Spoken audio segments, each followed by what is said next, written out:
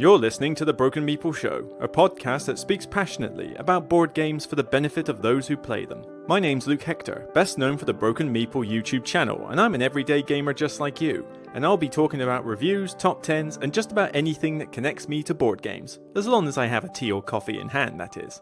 So grab a cup, relax, and enjoy. And remember, it's only a game.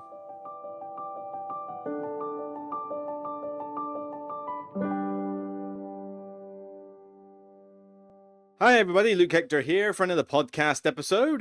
Camera's a little bit wonky there. Alright, let's have a look, and hopefully the laptop will stop quietening down a bit with its fan noise going off like crazy.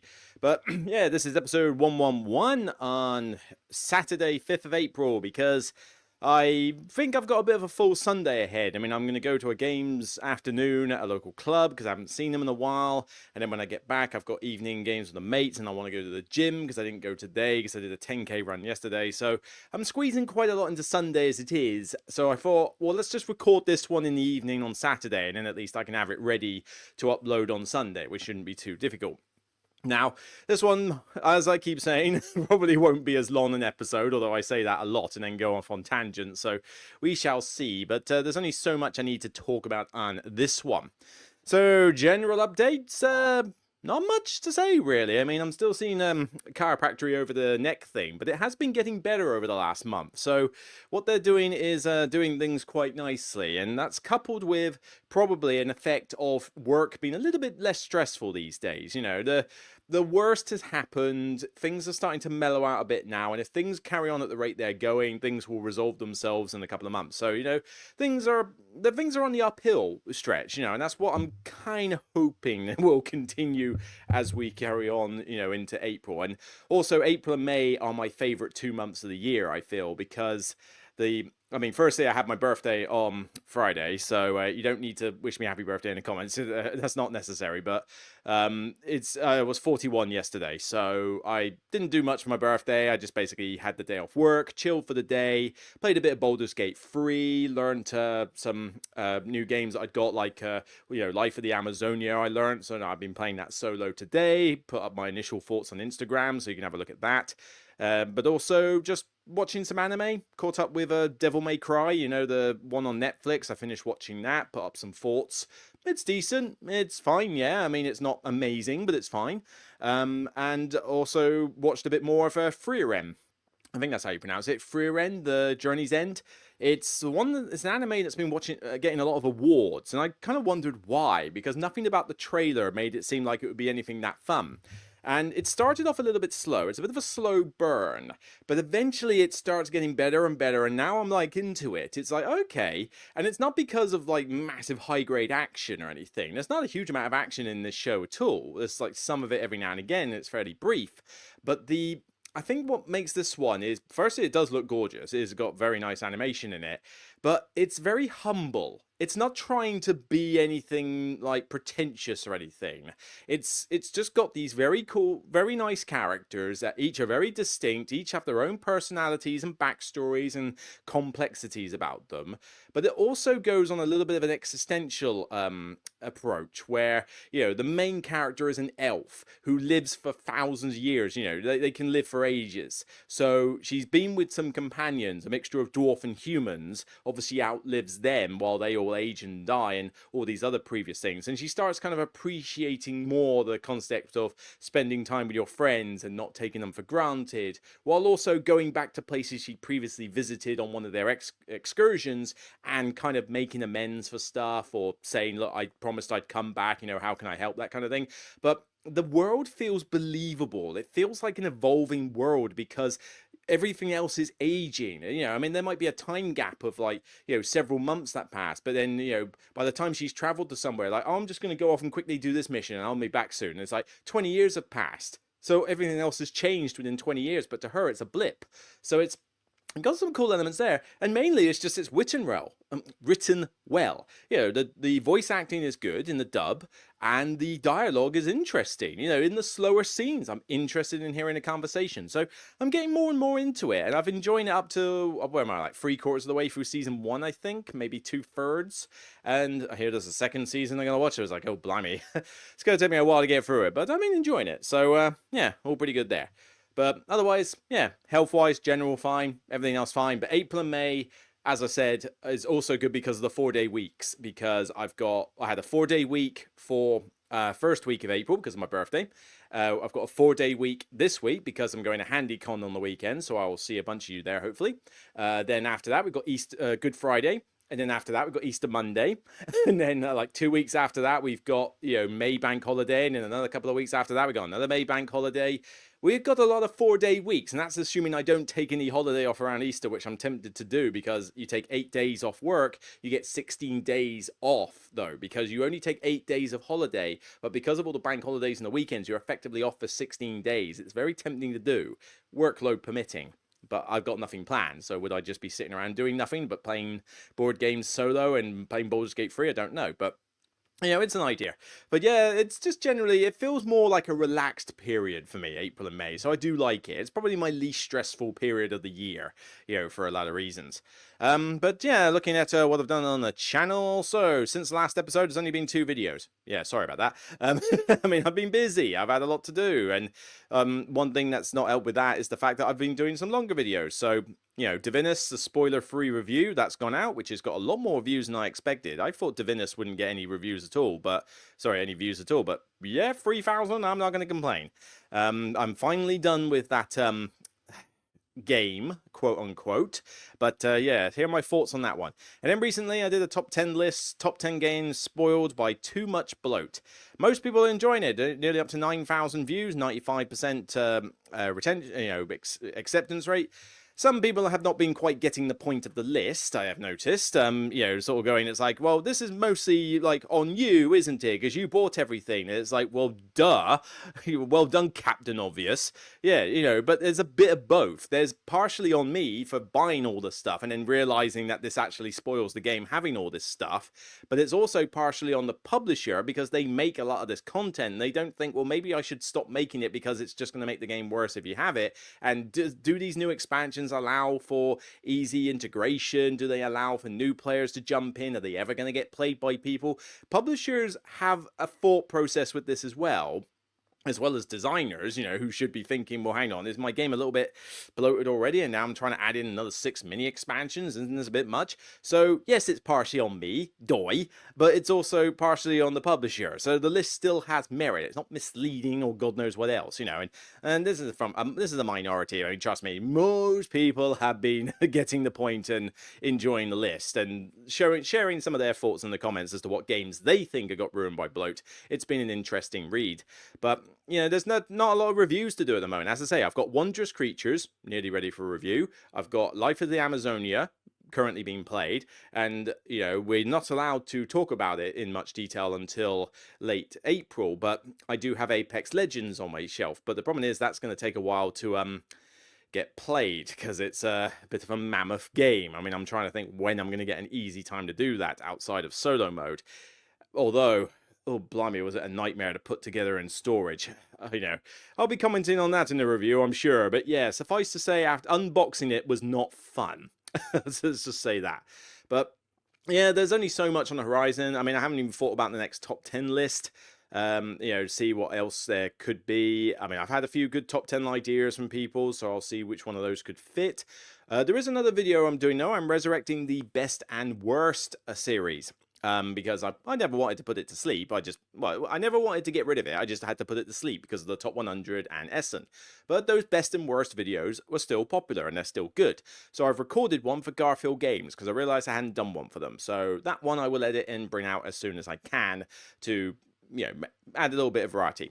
So yeah, not a huge amount since last time, but thank you for watching nonetheless. Okay. So, a game I've played recently, Shake, Battle and Roll. Never heard of this one before, but when my mate told me about the theme, I was instantly intrigued. This is called Inferno.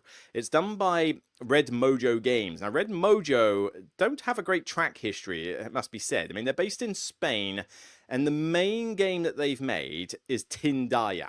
So Tindaya was a game that came out on Kickstarter. It had a cool concept, a sort of co-op mixed with Spirit, a sort of kind of Spirit Island mixed with, I don't know, a Civ game, Merchants and Marauders or something, I don't know. But it had some cool ideas to it. But unfortunately, the execution was very fiddly, very messy, and I just could not get into it. It was just a smorgasbord of rules, lots of like ambiguities everywhere, and it just died a painful death. I mean, who do you ever see playing it? So that was a bit of a letdown. Question is this one any better? But that's, for the theme already, certainly it's got my interest, and very interestingly, it's got 666 hearts. That cannot be a coincidence. But with Inferno, this one is about a soul management. So the idea is that you've got the whole whatever boring Renaissance Italy or something like that, but it's kind of like a Dante's Inferno type thing. So you're basically ferrying souls through hell to get to various circles of hell in order to gain victory points for whatever reason. Yeah, the theme kind of goes away at that point. But it is quite a cool little game, this one. I was actually very impressed. You effectively have, as I said, all these like different soul meeples and a few locations you go to with workers from your board, and you can get more workers. So there's worker placement, but then there's also this little management system where you ferry in the souls from the top row that you can see here, the outer layer. And then your actions involve you moving a soul through hell, so through these like chains, and the symbol dictates which locations you're allowed to visit for the round. So you are restricted in what worker placement you do. And then when they get to their particular circle of hell, so blue reaches blue, yellow reaches yellow, they lock in place. They'll score points at the end of the game based on these tracks here at the bottom that you've leveled up during the game by various means. And you've got two different types of currency, one that works above ground and one that works in hell. You have to kind of convert between the two. It's a very colorful looking game. I like the black background with all the colored tracks on it. And I had no idea what to make of this. I mean, some of it looks cheap. This little player board here is cheap as chips with this tower you build and stuff like that. So, it's not all good. But the board looks great. I think the board is a really nice look. And you've got two guardians that go through hell and have special abilities. These are different every game, so that's really cool. The locations don't change up, sadly. That is generally a constant. But, there's a few other things, like what the track bonuses do and stuff like that do change up every game, as well as what cards can come out that you use in order to get in-game scoring bonuses. I can't say much more than that, but one thing that this had going for it that I really liked was the fact that it was very interactive with other players. Not like, oh yeah, I'm going to completely screw you over, although that can happen. It's more the fact that this hell board here is a very good sense of interaction, because you are moving the souls down as part of your turn. Different players want different colored souls to get to different points. So you have to be aware that what you're moving could be hindering or helping some other player.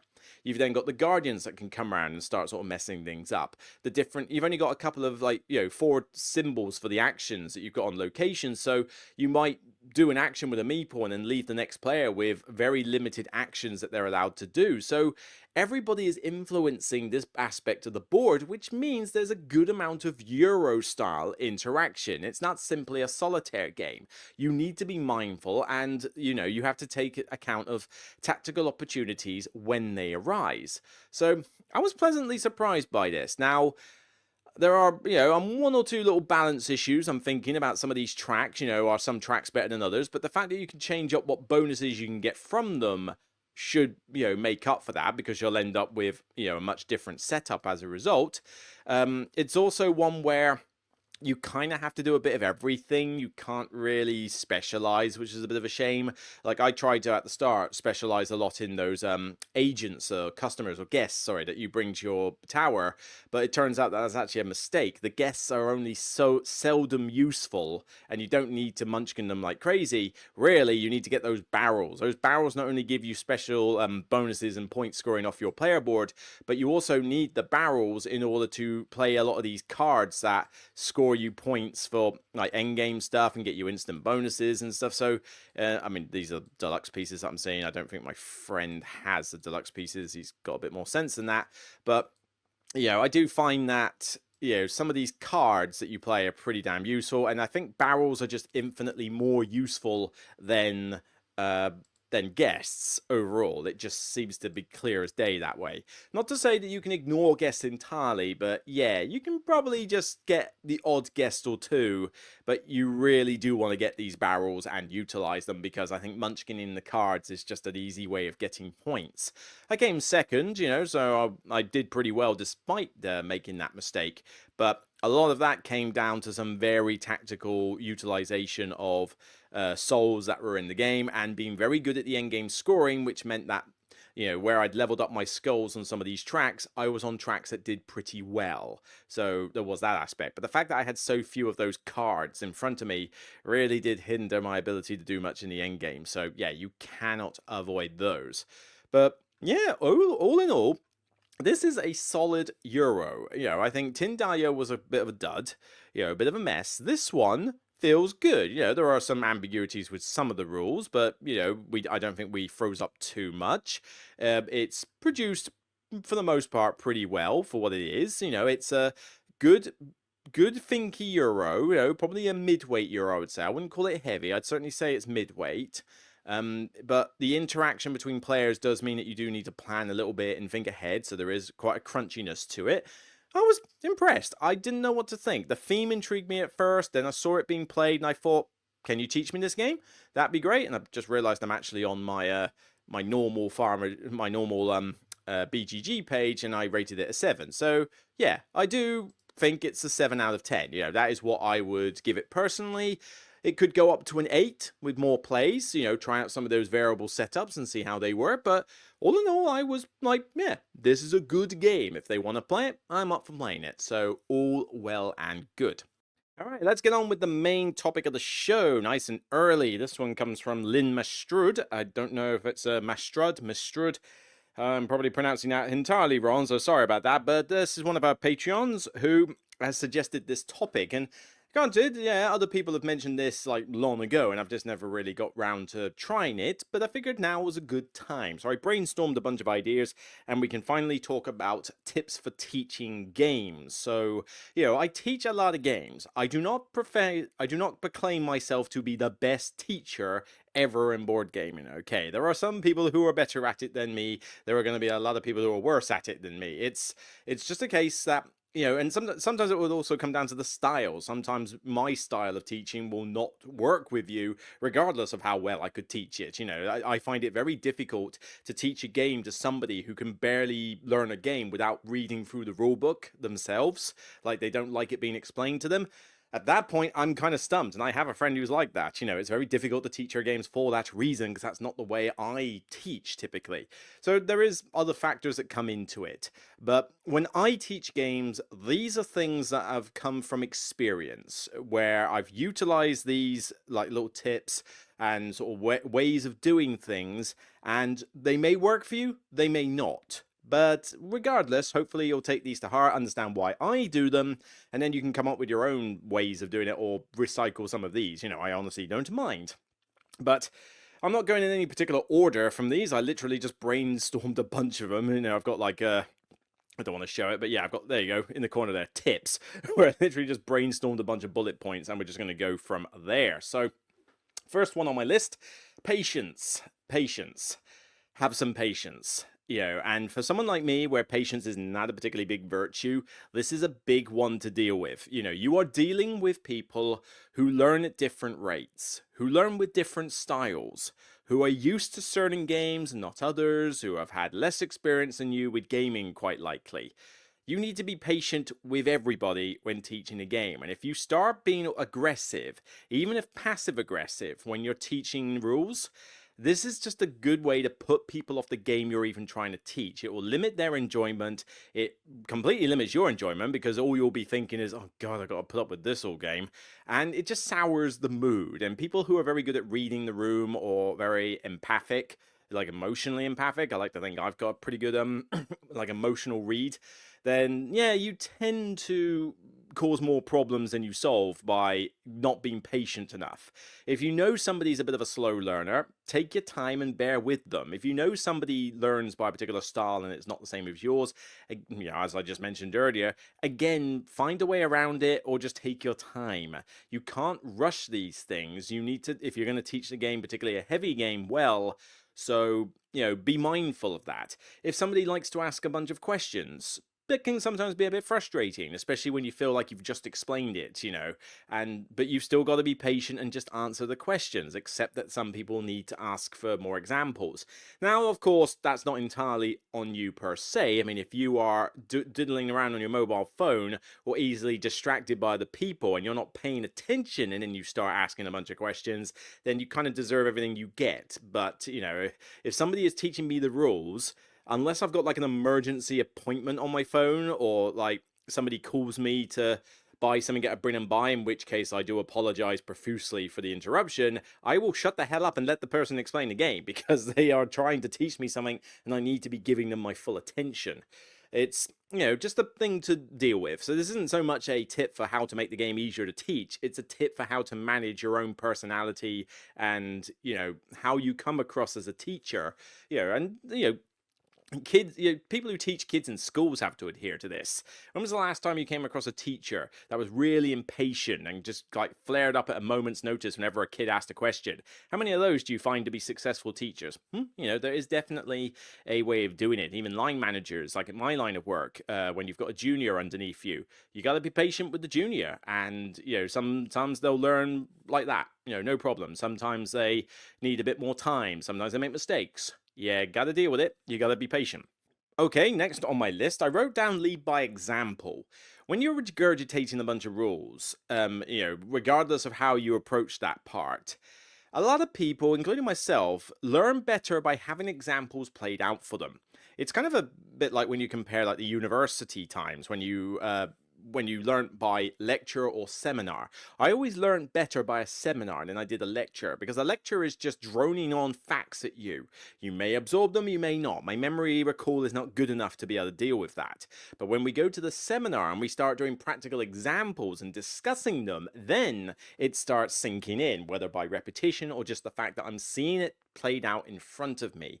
And that makes more sense. You try and explain to me how to wire an electrical socket, or you try and explain to me how to, tweak a couple of settings, like reset my boiler or something. I was, told how to do that. I can't remember how to do that now. I need to be shown how to do that, and I need to actually do it myself. Otherwise, I'm not going to remember DIY stuff like that.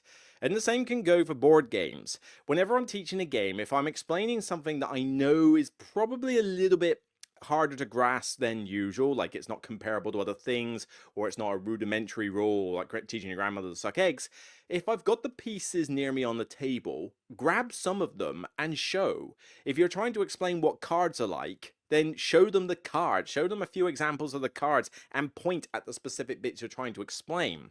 If you're trying to explain how, like Cascadia, let's take Cascadia for a nice easy example. You're trying to explain how the turn sequence works. So how you take two things from the display, and how the acorns, or pine cones, sorry, let you take two others. Why not just show the example of how that works rather than just explaining it?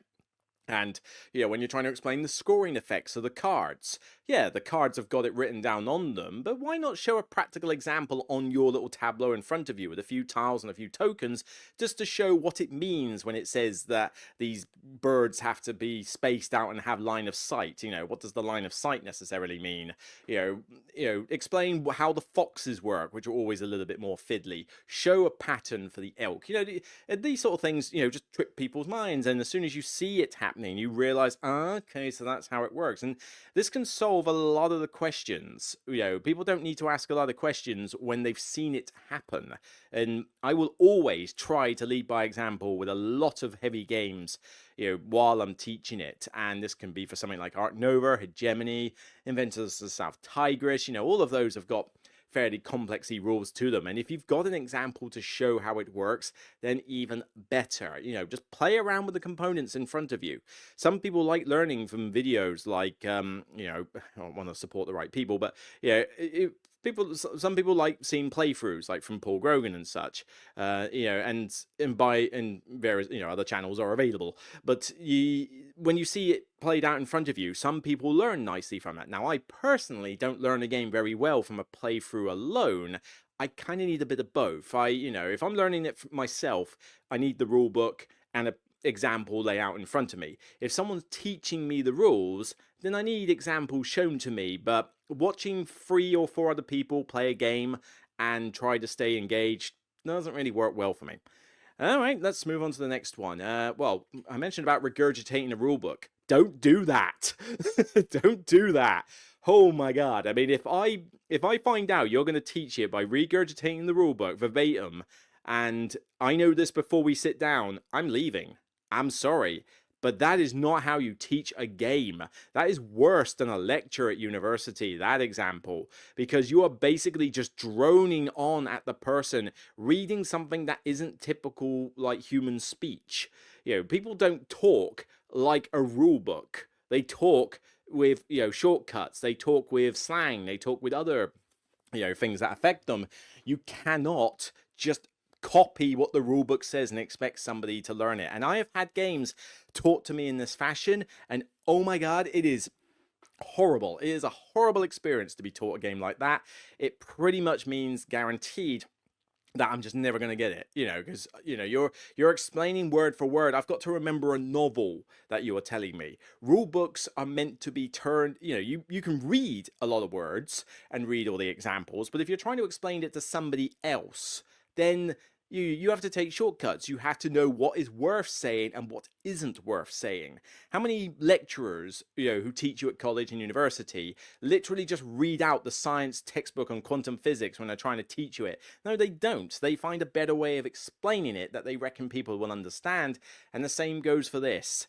Seriously, if you feel you need to teach it by reading the rulebook verbatim, then you haven't learnt the game well enough yourself, and that was already a red flag for me that this game ain't gonna go well. So don't do that ever. Seriously. All right, now this one may seem a little harsh, but bear with me on this. Pick your players wisely. There are some people out there who I get where they're coming from. They want to be super inclusive and they want everybody to potentially to come into their game and have fun. The problem is not every game works for everybody. And there are some times when you need to put your foot down and make a decision that certain games just will not work with people. And it gets on my nerves when these people usually tank a game by at the last minute going, oh, we could bring this guy in here. Let's explain how this works. Yeah, I'm sure you'll like it. It'll be great. And it's like, no, don't do that. I've had so many games tanked for this because firstly, you might bring in a player who doesn't get these types of games. Like you've just gone, right, we're trying to play Ark Nova here. We've got 3 of us. I feel like you two have played heavy games. You can do it. And then you bring in somebody else who's never played a tableau card game in their lives. And now you want to show them Ark Nova. Suddenly the game is going to tank as a result of that. But also, a lot of games don't work with the maximum number of players, or they're better with less. So by you trying to fill in every single slot, you're basically risking tanking the game in itself. So what's this got to do with actually teaching a game? Well, because it does sound a little bit counterintuitive, doesn't it? Well, if you want to teach a game effectively, you also have to know which people you just physically will not be able to teach this game to. There are friends of mine who play very light games. They play light games. They don't like absorbing a bunch of rules. My parents, for example, cannot play complex, heavy games. They're in their 70s, for crying out loud. They're retired. They can't handle heavy stuff. I mean, I tried to teach them Wingspan, and that was too much for them. So we play simple things like Splendor, Sushi Go, Ticket to Ride, Cascadia. We play those sort of games together. I wouldn't, for the life of me, try to teach them a heavy game. Like even Wingspan was too much for them. Imagine if I tried to teach them Wormspan, the heavier version. That would just totally not work. And I know that I don't try to teach them these games in the first place because you won't be able to teach them these games. They won't be able to handle it, and it will, they won't enjoy the games. They'll just think, oh, this is too much for me. I'm just going to do something else. I can't be bothered with this hobby. It does happen. I've seen people be put off the hobby because people try to teach them like so much too soon.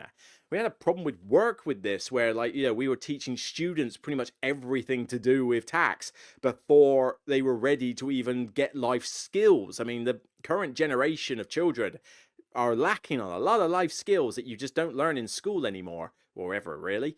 and suddenly we try to bombard them with all this technical knowledge, and it's like, we trained for years and years to be tax professionals, okay? My chartered tax qualification did not come in mere minutes. I had to work my butt off for it. You can't turn a teenager into a qualified tax professional in the space of a month. I know HMRC likes to try and do this, but that is not how it should work normally. And the same goes with board games. You have to work people up to it. And I had a situation at the last convention, actually, where I was playing Civilization: A New Dawn, and I had two friends that I knew from Southampton on board, and we were playing it, and that was fine. Well, sorry, we were about to play it, and I thought, well, we could get a fourth player, because it does work nicely with four, but nobody seems that interested. I saw one person walking around, and I thought, well, okay, let's just test the waters. Let's see if they feel they can handle it. So you ask them a few questions, like, what kind of games have you played? What do you tend to enjoy playing? What kind of, and stuff like that. And I've worked out from the conversation that generally he only played really light games, didn't really much care for Civilization games, and was a little bit nervous about the prospect of learning all these rules. And I thought, well, okay, 3 flags there tell me this game is not for you. So I don't try to rope them into the fourth seat and force them to play, because I know that teaching them will be a nightmare. We had a similar thing with a hegemony where, like, you know, we had 3 of us and somebody was desperate to bring in a 4th player. But the thing is, that 4th player struggled to get a bunch of the rules, you know, wasn't a massive fan of the game by the end of it or something. And it's like, maybe you should have just let us play a 3-player game where we could teach, like, teach you the few rules you're missing. But trying to teach hegemony from scratch for somebody who's not used to that type of game is going to be a hard teach in itself. And even then, I wasn't the one teaching the rules in that game. Somebody else I knew was, and they tried to teach it in fast mode. You freaking dare try to teach hegemony in fast mode. It doesn't work. So I know that sounds weird, and it's not necessarily a tip for teaching per se, but it is definitely something to be mindful of when you're about to teach a game. You know the players that you're trying to teach it to. And you may think, well, isn't the whole point of having a heavier game with people who are not used to heavy games that you can then teach them and make them into, make them enjoy heavy games? Possibly. Yeah, that totally makes sense. But I feel, my personal opinion is that you can't just jump them straight from one level to another, okay? I learned basic algebra in maths at college or something. You cannot then teach me quantum physics. It doesn't work like that. You've got to ease them into that situation. And I think that some people just like to skip a few stages and overestimate the capabilities of people. Perhaps maybe that's a fault of my own, that I tend to underestimate the capabilities of people. But I'm aware of my own limitations, so I have to accept that other people have them as well. That's just a weird one for you. Right, next one. Now, I have been guilty of doing this at times, and the more and more I've done it, the more and more I've been like, yeah, maybe I shouldn't really do that anymore. And that is, ideally, unless you are teaching, like, veterans of gaming, probably avoid using other games as examples to explain your rules. And I can probably pull this picture up and that, because I have tried to do this on a regular basis, and I keep making this mistake, and I am now at the point where I'm, like, totally stopping doing it. Wingspan. How many tableau card game builders are there these days where you put cards in front of you and it's nature themed and you look for tags on cards? Okay, we got Wingspan, we got Earth, Ark Nova, Terraforming Mars has you getting icons. I said Ark Nova already does. Earth does. I've got a couple of nature games here, Life of the Amazonia and Wondrous Creatures. Wondrous Creatures is a perfect example. That one has you building up a tableau of cards. What was it called? Not Ricochet Robots, it was something Robots. Raising Robots, I think it was. Yeah, I think I reviewed it last year, January. And that's a tableau card game, and it has similarities to Wingspan. A bunch of these games do. But I've now got into the habit of stop trying to use Wingspan as an example to explain the games. I mean, yes, you can explain a fair bit of Earth if you are familiar with Wingspan, but more often than not, when you're teaching people, you're going to have somebody who doesn't know the game you're referring to. And it's a bit of a put-off for them because they think that they've missed out on something rudimentary that they should know, and all you've done is just make them think, oh, was I meant to do some homework before this? Or, am I sitting on a table full of people who clearly know a lot more than I do? It's like, it can put them off. It can be a bit of a nervous tension there. And I've now just got to the point where I stopped doing it. Look, okay, if I get a nature card game, like when I'm teaching Wondrous Creatures at the moment, right? I do not refer to other tableau card builders. I do not say, much like Wingspan, you do this, or much like Earth, you do this. I just teach the rules as they are. If somebody in the group has played these other games and they say, oh, like this, then I can say yes, I can confirm their understanding.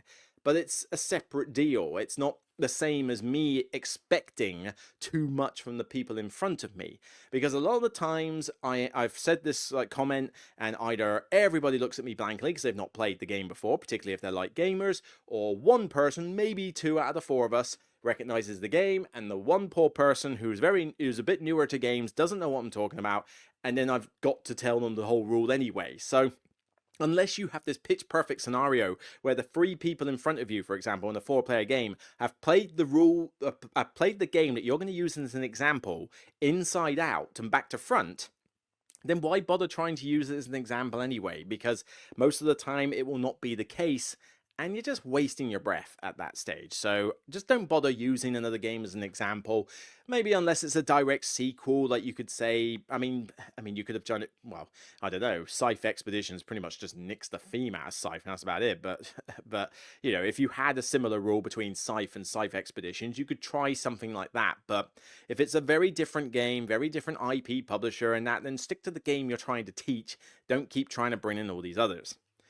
Okay, this one is more of a general teaching tip. Take a breath, because there are people who have taught me the games where I swear they're on autopilot and don't understand the meaning of a full stop. So it's trying to explain a rule in such a way that it would be, just basically a smorgasbord of text, like trying to be taught by Johnny Five from Short Circuit or something. I mean, there's a difference here. Like, I look at this description here of the game, and it's clearly got full stops and everything like that. But there are some people that I've found who can teach a game basically like going, Wingspan is a competitive medium weight card game, a new building board game for Stonemaier Games. It's designed by Elizabeth Hargrave and features 180 birds who are bird enthusiasts, researchers, bird watchers, game food tokens, lay eggs, using egg miniatures, draw from hundreds of their blah, blah, blah, blah. They can just keep going and going without actually taking a breath. Stop every once in a while. Take a breath and see if your audience is still there, because all the time you've been regurgitating stuff, at hyperspeed, like the guy from the Micro Machines advert, yes, that worked as a funny commercial. It doesn't work as a style for teaching board games. You want to know that your players understand what you're talking about. So feel free to not only learn how to have a full stop and take a breath, but ask them if they're cool with that. Particularly if you've explained a complex matter. Just ask, everybody cool with that? Right, go.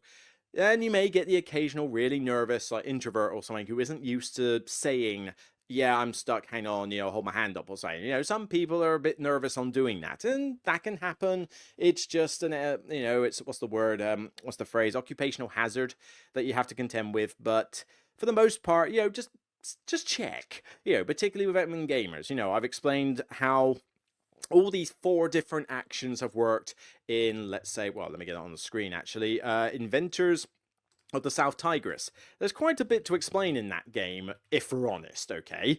It's not a simple game.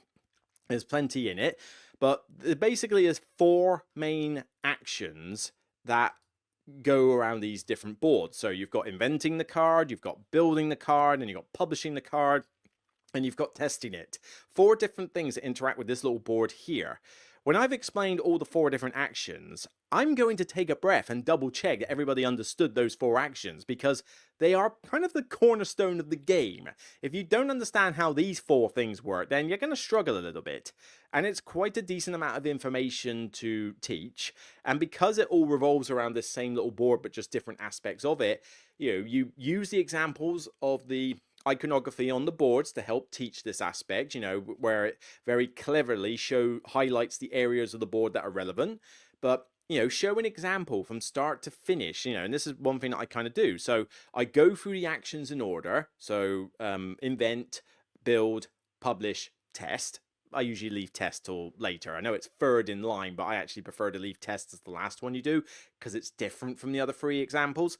But you just show an example of, right, this is what happens when you event. Here's an example. Now from this we could build. So here's how the build bit works, and then we could publish it. Here's how the publish bit works. Then move on to test. Then ask if everybody got all that. Because before you start explaining entire other sections of the board, like the ship movement, for example, or the workers and those location spaces, you need to be certain that everybody got those fundamental concepts. So yeah, take a break, check that people are still with you, and if they all say yeah, then move on. If not, then just say, what is it you need a bit more clarification on? I will happily explain again. You know, it just works a lot better, and it also shows to them that you care about whether they understand the game. You know, you can get some people where you get the impression that they're literally just teaching you the game so that they can play the game and have fun themselves. You know, it's the people who teach the game bad, in you know, particularly with co-ops. It's almost kind of like a teacher's version of the alpha gamer, where you know, it's like somebody teaching Ark Nova with the idea that they just want to play a game of Ark Nova and they just happen to have players there. They don't care about teaching you the rules so that you understand it. They just want to, you know, play the game, enjoy it, and then beat you down and feel good about the fact that they won another game of Ark Nova or something. And it's like, well, no, you know, teach it and try to get them to learn the game properly. I'm certainly going to have to be put to the test by this because 2 friends of mine who don't normally play heavy games want to learn Ark Nova. That's going to be a weekend job, but I'll do my best. All right, next one up. Don't always follow the rulebook layout. The rulebooks can be written well, where you go from start to finish, and you're like, yeah, you know what, this is actually a good way to teach the game. There's a lot of occasions, and as much as I give praise for Garfield Games a lot, I do find that they kind of drop the ball a bit on their layouts, where, you know, the layout of the book isn't particularly good.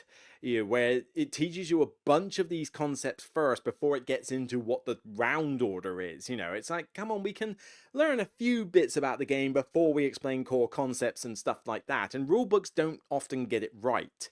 So don't feel that just because the rulebook wrote it in that order that you should stick to that order as well. For me, yeah, some games are going to vary because there's going to be different types of games in that, but I tend to try and follow this kind of layout. So firstly, I like to explain just what the core theme of the game is. What are we doing here? You know, why are we here? Yes, you might have a really dry game, but, you know, try your best to explain it in a sentence even of what you're doing. But if you've got a thematic game, you know, then by all means use theme to help with this, but because that can help you get an idea of what it is you're aiming for. You know, we're playing Life of the Amazonia, right? Okay, so you know, we are building up our own little ecological jungle in front of us, you know, with tiles and animals. The animals will score points as well as leveling up on these tracks and, you know, buying these extra scenery cards. And at the end of the game, you are looking to score the most ecological points. You know, I mean, I suppose that's not the best example, but, you know, bear in mind I've only played the game a couple of times, but it's basically, yeah, why not explain the core concepts? Here's a better example, actually, of when it goes wrong. The new one by Fantasia Studio, Peaker Games, Flow, that they're doing, right? I had a god-awful demo of Flow at the last Essen I was at, because the girl that was teaching the game basically jumped straight into movement rules before she'd even explained any other bit before it. That was the first thing she started going into, movement rules. I didn't have a clue by the time we finished with the entire, what I could call a rules explanation, because certainly it didn't qualify as one in my book. I didn't even know what it was we were doing or why we were here. Who are we? What is this setting? You know, what are we actually doing? Why is there an iceberg here that I'm getting food off? You know, what is this for?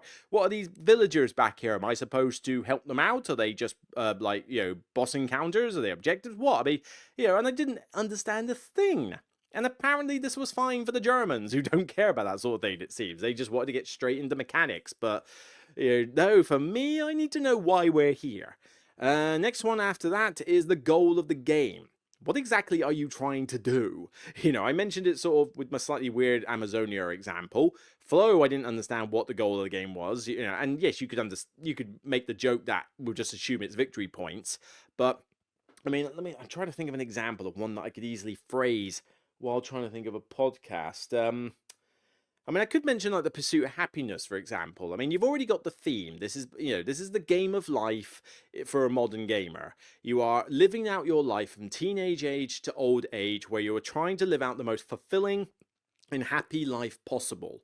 Your your long-term happiness is your points, and through the use of cards and combos and the like, you'll be trying to score the most happiness points by utilizing the cards. I mean, like I say, slightly weird example. I'm trying to do this on the fly, but understand what you're trying to do in the game. Don't just jump into mechanics. I want to know, right, this is a civilization themed game. What exactly am I doing with that? And you might get a civilization theme game that says you need to collect a load of victory points and beat the other players. Okay, great. But then you might play the 2010 version Civilization, and then it's like, oh, you've got 4 different victory conditions. You need to just meet one of those. Okay, so there's no victory points. But then I play Civilization A New Dawn, and that one has you have those little objective cards. You have to put your token on 4 out of 5 of the cards, and it's a race to do that first. Again, no victory points. Different games have got different goals. It helps to get the context if you at least understand what it is you're trying to do in the first place. Otherwise, what exactly are we doing here? Then go into something like the basic round phase. So, you can say that, right, phase 1 of a round is just admin, setting up the round. Then phase 2 is an income round where we collect income based on X, Y, and Z. Then we get into the action phase, which is kind of the meat of the game. And once everybody has done their actions and passed, there is a final cleanup phase before we rinse repeat for another 5 rounds, and then the game ends. That sort of thing. Get the overall structure of the game. You don't have to go into detailed actions yet. Just an overarching, right, this is the plot. It's like explaining the plot of a TV series. What is the plot of this series? What is it in, I don't know, I've watched so many animes and stuff like that, but yeah, I mean, Solo Leveling, I've been watching that and I really enjoyed that anime or something. So what's the basic, plot of that? A guy, a very weak hunter in a world where demons are fought by, humans as hunters, goes into a dungeon, nearly gets killed, but then somehow gets the power to improve over time by gaining experience and fighting more monsters. He gradually gets more and more powerful to the point of obsceneness, and it's based on you see the ramifications of what that involves. So that's a fairly flimsy description. I'm trying to do this on the podcast, but you get what I mean. It's explaining the basic structure of the anime. I don't need to say who this character is, who this other character is, explain the world setting in detail. I can go into that in a minute when, as the next bit you do is turn sequence. So round sequence that you've done, then when you're getting into the action phases, maybe go into how the turn sequence is done. But at this point, this is where you get to explain the meaty actions. So you get to explain how all the different actions work one at a time. And then from that, you can lead into some of the other parts of the round. You don't have to go phase 1, phase 2, phase 3 in order. You could worry about the income phase when you've explained how the actions work. Because if you explain where you get income from, people don't understand the actions that get you the income, then you may be doing it back to front. And that's kind of that's a sort of layout. Start with basic overarching themes first. Start from a broad perspective, a bigger picture perspective, then slowly zoom in and talk about the meatiness of it. View it from a distance and then gradually work your way in. That's kind of the way I would do it. Next one is feed into actions. Or feed, I suppose that's a weird way of putting it. But basically, like, for example, actually, I'll take the Life of the Amazonia one that I'm teaching at the moment. I'll be teaching that again tomorrow. There's 8 actions you have to teach in that game. And you might think, well, blimmin' heck, that's a lot in it. What on earth am I supposed to do with 8 actions? It's not as bad as you think, though. The actions themselves are relatively straightforward, but when I get the card here, so I got a reference card here for the game, and it's got all the 8 actions on it, and even the book actually mentions this, and I gotta give kudos to the rule book for actually putting this in. It mentions that it's going to explain 2 rules, 2 actions at the same time because they're linked. And I think that's the place a tree and place an aquatic flower. And yeah, when you read the rules on this, they're 90% the same. So try and teach them both at the same time. You'll cut your time in half for teaching those 2 actions. But then for certain things like, I mean, this one's probably not the best example on that, but you could have a game where one action that you do is typically based on having done one or two other actions first.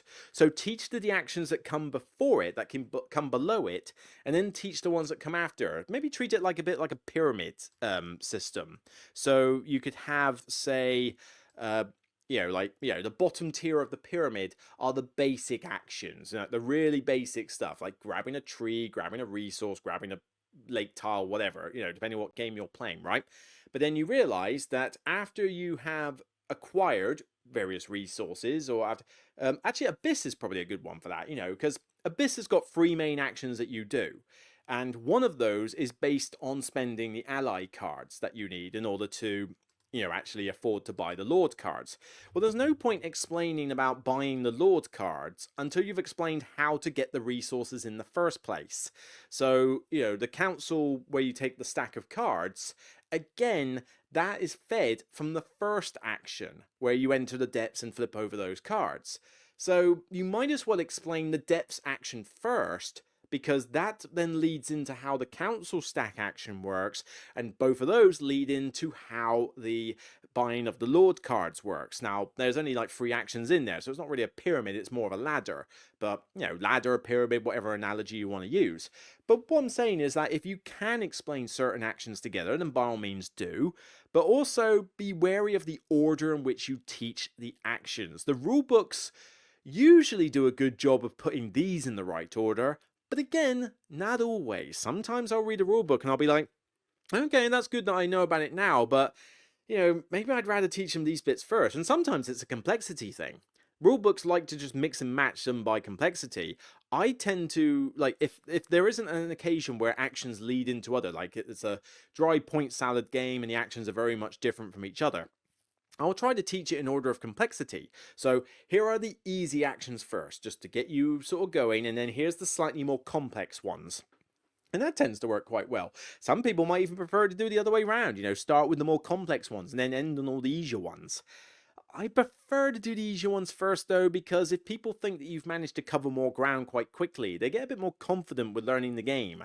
But if you had to spend a while teaching one complex action, you've still got to teach another 7. The first thought that might be going through our heads is like, oh, blimey, I mean, that was a lot for just that one action. I still got to do another 7? Jesus. It can freak some people out. All right, what have we got here? 3 things left. Okay, fine.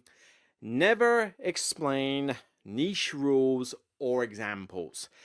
There are going to be occasions where somebody will trip up over a rule because they didn't necessarily know a niche placement restriction with making a building. Like, you make a building and it gives you several different place restrictions, and Civilization: A New Dawn is pretty bad for this, actually. It's got quite a few little niche rules for building stuff. If you try to explain them all, you're just going to confuse the person. They're never going to remember it, and there's no decent reference card to remind them. Now, I have since printed rules aids, which I think for this one came from Action Andy, if I'm not mistaken, who, to be fair, I'd only learnt about recently, who does this sort of stuff. Apparently he's based in the UK and he does rule sheets. Sorry that I didn't know about you before, but credit where it's due, he does some pretty good stuff. And Civilization: A New Dawn, I think, is his best work. I mean, cool, blimey, the rules 2-sided rule sheet he's done for that is pitch perfect. It is everything I need to be able to teach that with the expansion. I need never open the rule books again. It's that good, and it covers those little niche rules. Now, you might think, well, okay, well, how do I teach these ones then? Don't. Because if you're just flooding the other person with a ton of information, then all you're going to do is just, like, confuse them. You're just going to confound them. Just like, in my head, and then it would explode. Literally.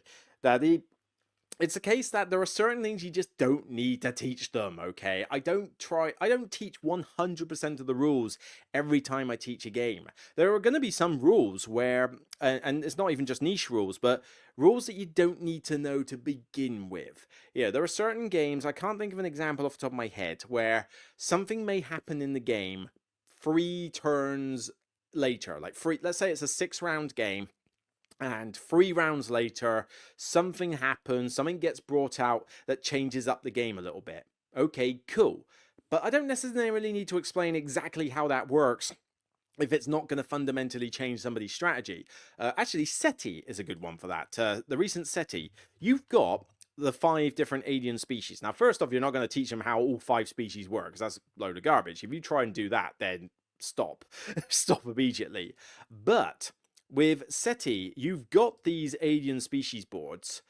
So, okay, so you're thinking, well, how do I teach this bit at the start of the game then? Because we don't know what they are. Don't teach them. You don't need to. These alien boards that, like this one you can see here, you've got one flipped and one not. They change up some of the rules in the game, but you don't know what they are. You can explain that these life traces that you're getting, you know, the blue, pink, and yellow life traces are still relevant for these aliens, but just say that they're relevant and they'll utilize them in different ways to get points. Don't explain how the aliens work until you flip one. Here, and the game is designed well enough that you can do that because you've got the little cheat rule sheet and you've got their individual packaged bits. But if I flip that first one there, for example, it's the what I call the giant spliff in space. It's a murmur, whatever. It sounds like Charlie Brown's teacher, but it's basically the sort of rock spliff in space or whatever that they found. I'm not an astronaut. I'm not an astronomy expert. There we go. I'm trying to get it right. I nearly got it confused with star signs. But the thing is, I don't explain how that works before I've started the game. I simply teach it when it appears, because it's not going to affect your early game, knowing that it's one of the 5 that you might get, if you see what I mean. You know, there are times when you can leave out these rules and wait till later. But niche rules, like I see some people, this really gets on my work, get on my wick, either the teacher or worse, somebody who butts in. And this is something I really hate, and I'm not gonna lie, I've been guilty of it once in a blue moon myself, but I am pretty much 99.9% immune to doing this again.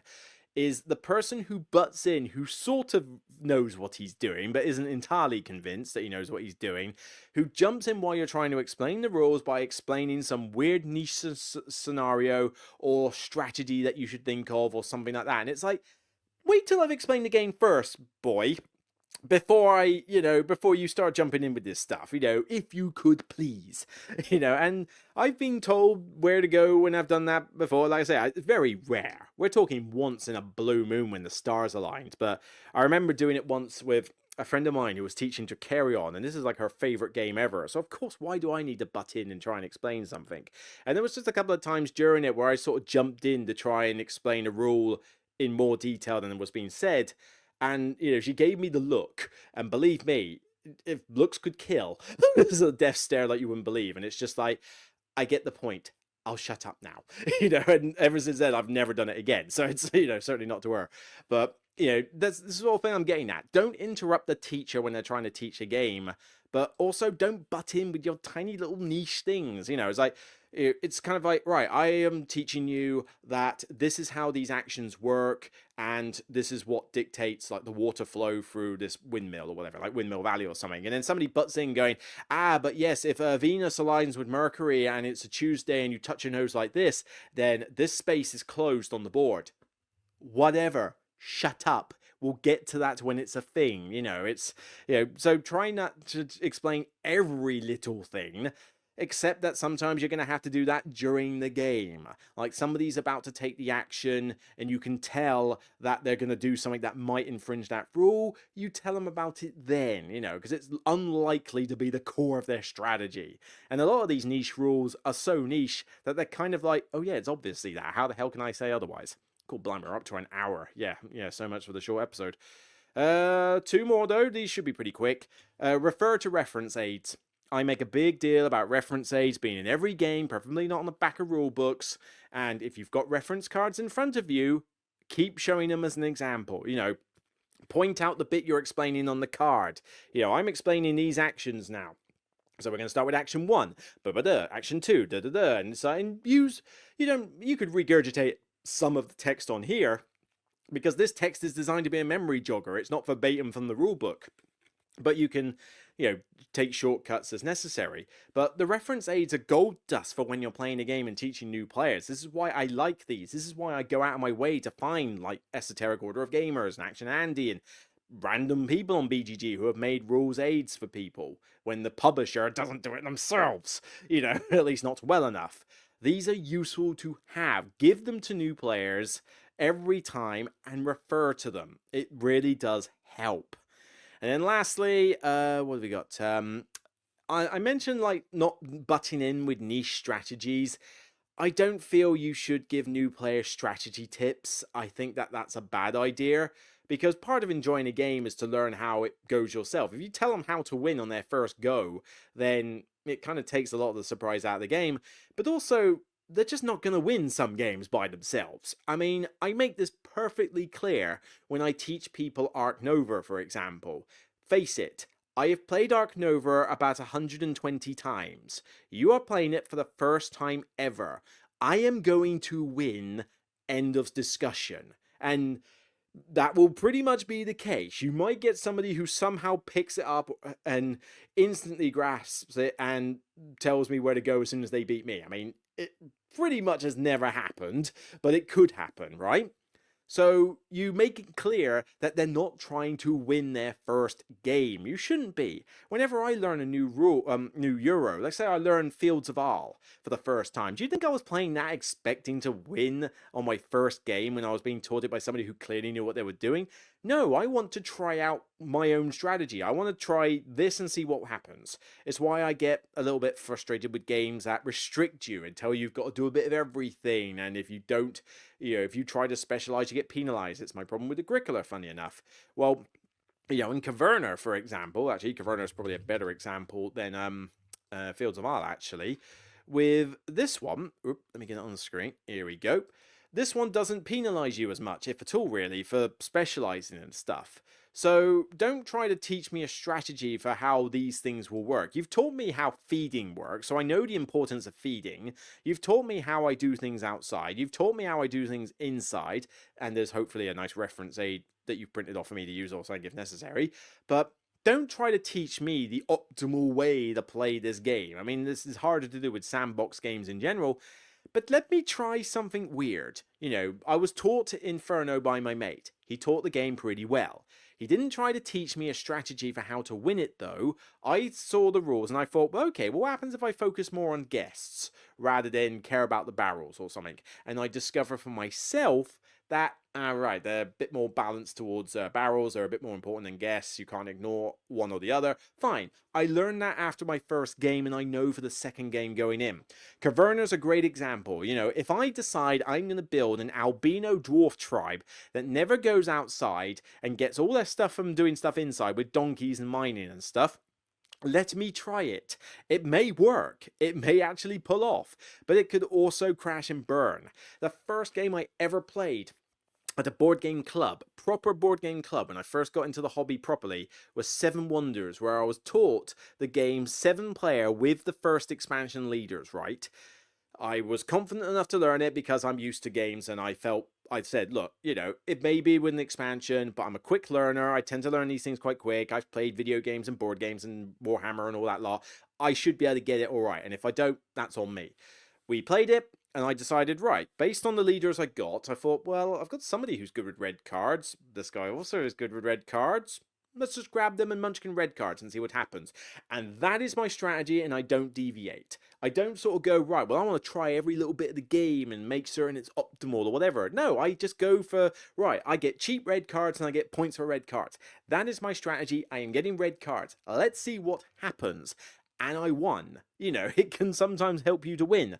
But there are times when I go, right, I'm going to build this albino dwarf tribe and never go outside. And I completely fluff it up. I can't feed myself properly and I lose the game. Hell, whatever. At least I understand at the end of the game how the game works. Your first game that you're teaching somebody should not be to get them to become an expert immediately. It's like the analogy I used with my work example where we were teaching students far too much technical knowledge up front when they really shouldn't have done it. And it's the same with like other teaching games and bringing players who are newish to games straight into these really heavyish games. Don't run before you can walk is kind of like the saying for it. Ease into it, just get used to it. If I'm teaching Ark Nova for the first time, I tell them, look, you're not going to beat me at this game, all right? So let's just have a fight between the two of you. who are new to this game, because you're both on the same playing field. We'll give you the beginner map so you can have the pre-built stuff, and trust me, the pre-built maps are bloody good even when you're an expert playing against them. But you know, you've got those maps. It's really between you two, but I'm going to help you get through it. We're going to teach the rules. We're all going to have a good time. And by the end of this game, regardless of how many points in the lead I am, because I've played this 120 times more than you have, hopefully by the end you get the rules to this game and you understand how it works. And now you know whether you enjoy the game enough to buy it yourself or want to play it again. And if you do play it again, you might know what you will do differently. That's the end result you want from the games. I don't expect to teach a game and suddenly find my rival immediately. That's not how it works.